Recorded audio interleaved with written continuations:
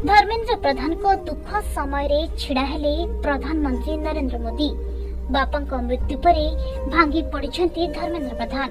तेबे बापा मृत्यु खबर पाई धर्मेंद्र प्रधान को सांत्वना देवा सह देवेंद्र प्रधान को शेष दर्शन करने को बासभवन रे पहुंचती प्रधानमंत्री नरेंद्र मोदी, जार दृश्य सामना को आसी।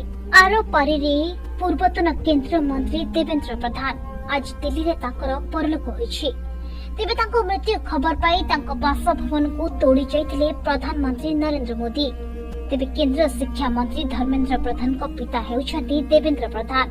से दीर्घ दिन हला वार्धक्य जनित रोग रे पीड़ित थिले। असुस्थता कारणरू 6 दिन पूर्व दिल्ली एम्स रे भर्ती होइथिले।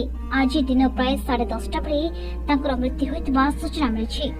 तेबे तांको मृत्यु खबर पाई अनेक नेता तांको बासभवन रे पहुंचथिले, जेउथिरे शामिल होइथिले प्रधानमंत्री नरेंद्र मोदी। प्रथमे सोशल मीडिया रे दुख प्रकाश कले, परे जाई तांको शेष दर्शन करछंती। तेबे तांको श्रद्धांजलि जणाइबा सह पुओ धर्मेंद्र प्रधान को मध्य सांत्वना दैछंती।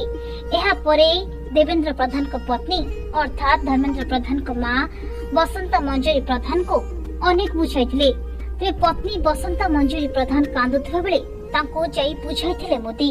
एहा परे देवेंद्र प्रधान को पाखु जाई तांको पाद छुई प्रणाम करथिले। कहबाकू गले 3 थर बीजेपी राज्य सभापति रहिथिले देवेंद्र प्रधान।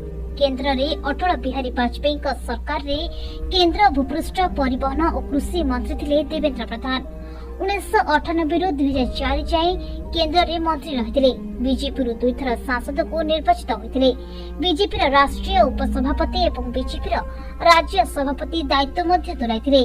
से 2001 रु 2002 बीजेपी रा राष्ट्रीय उपसभापति रहिथिले। देवेंद्र प्रधान 3 थर बीजेपी राज्य सभापति रहिथिले। तेबे आज तांको देहांतरे राज्य रे शोकर छाया खेली जाइछि। मुख्यमंत्री ठारू आरंभ करी प्रधानमंत्री पर्यंत समस्ते शोक प्रकाश करछंती।